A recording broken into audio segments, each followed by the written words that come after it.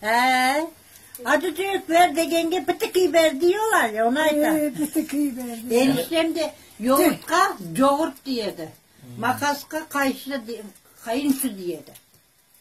Ya. Öyle ya dinledi çünkü. Evet. Ben esnaf bakan için kopyalarda gezdim. Evet işte olay ya da ama bilmiyorum.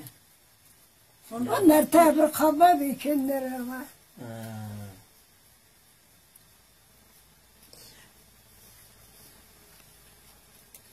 Koy geçen gene şıpıt gene tanıdı.